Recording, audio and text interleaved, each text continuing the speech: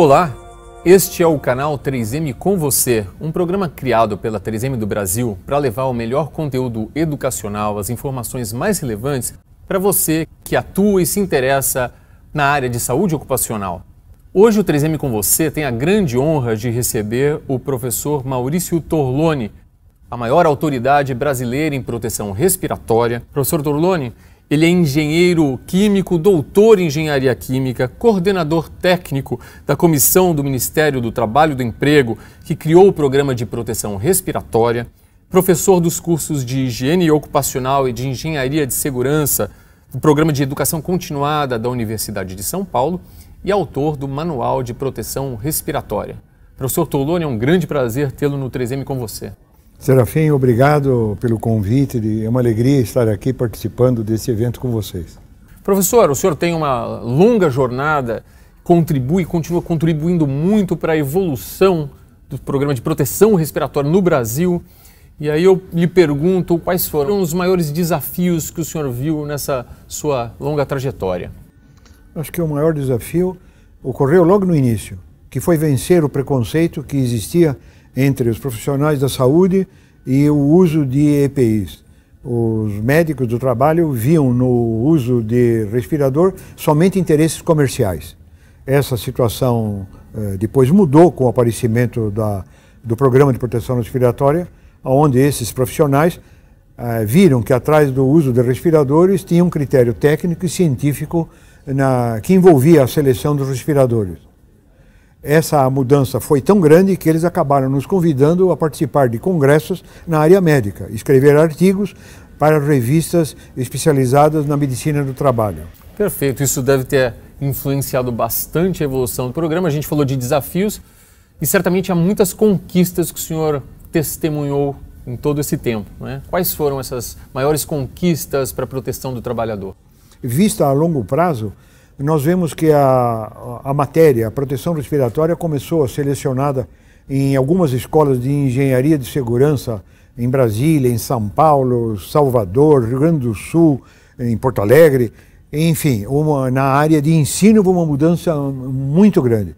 Apareceram cursos pelo Brasil inteiro de proteção respiratória patrocinados pela Fundacentro e por algumas empresas. Eu queria perguntar para o senhor, para fazer uma análise do começo da sua carreira para os dias de hoje, quais são as maiores diferenças em proteção respiratória? Bom, a diferença maior é que no início o uso de respiradores era feito na base do acho. Os fabricantes, sem muito critério, indicavam o respirador para uma certa atividade. Com o aparecimento do programa de proteção respiratória, acabou a era do acho e começou um procedimento lógico de seleção, que é o que está no manual da Fundacentro.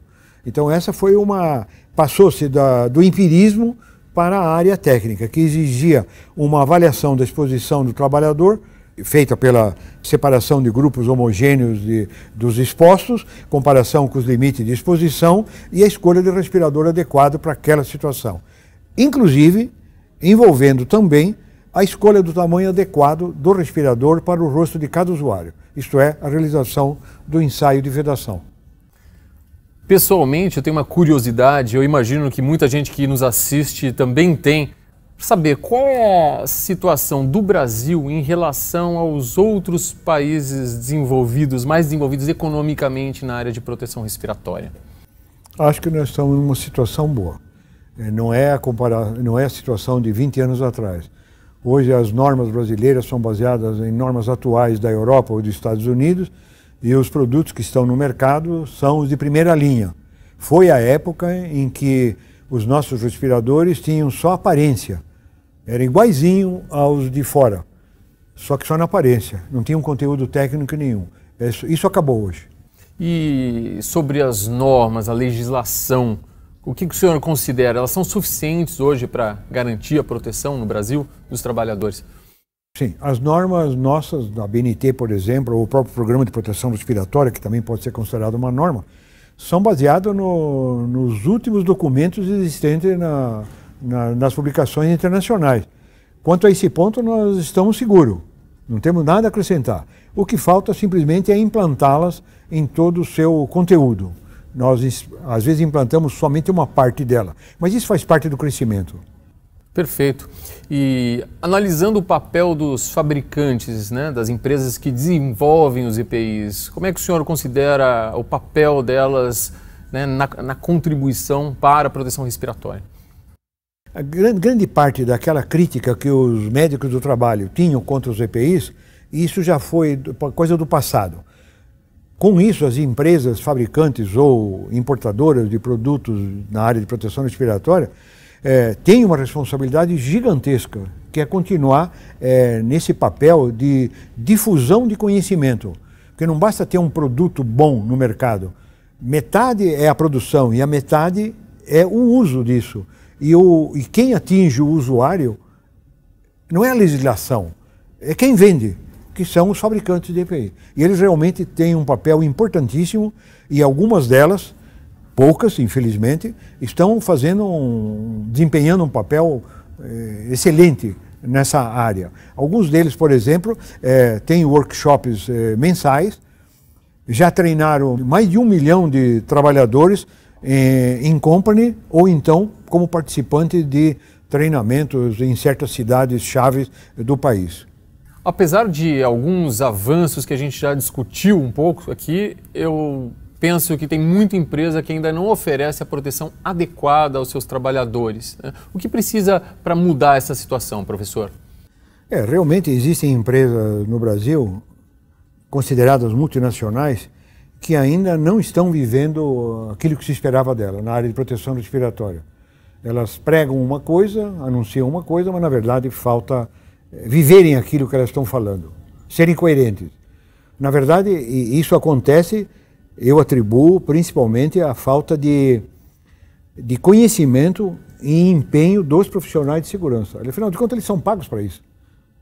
Cabe a eles, não ao pessoal de recursos humanos, tomar essa atitude. Então eu atribuo essa não implantação aos profissionais de segurança. Isto é, a nossa área. Entendi. E além dessa atitude, se a gente pensar no mercado como um todo, nas escolas, na legislação, o que falta para a gente atingir um nível de excelência em proteção respiratória? Conhecimento, educação. Sem isso, podem ter programas escritos belíssimos, perfeitos, de nível internacional, mas se isso não chegar ao fim da corrente, que é o usuário, isso tudo é falho. E quem é o responsável, quem é o ator disso tudo, são os profissionais da área de segurança. Eles é que têm que mudar isso daí. Agora eu vou aproveitar um pouco da sua experiência para um exercício de futurologia. Se o senhor pensar, daqui 10 anos, como a gente vai estar na área de proteção? Se a gente fizer tentar adivinhar o que acontece, por exemplo, nos workshops ao qual eu participo, somente 5% dos participantes conhece o programa de proteção respiratória. É claro que esse pessoal já tem um número crítico no mercado, que está aumentando cada vez mais, e eles vão ser multiplicadores no mercado. E com isso a tendência a ter um futuro promissor é melhor, porque tem mais gente no mercado entendendo da coisa. E com isso vai se espalhando de uma difusão de conhecimento mais rápida. Então eu vejo com otimismo isto, e o processo que até agora foi lento, daqui para dentro ele tende a acelerar. Não adianta 10 anos para frente ter produtos maravilhosos. Metade é produzir, a outra metade é usar. Cultura. A cultura disso tudo. Exatamente. E os fabricantes, então, desempenham aí um papel importantíssimo. Mas o cenário é otimista, e eu vou lhe fazer uma última pergunta, professor. Muito importante para quem nos assiste, especialmente aqueles que estão iniciando, né, na área de saúde ocupacional e que tem essa missão de transformar o mundo. Qual é o seu conselho para esse pessoal? Olha, em primeiro lugar, estudar. Para você ter algum conteúdo para mudar os pensamentos daqueles que dirigem a empresa.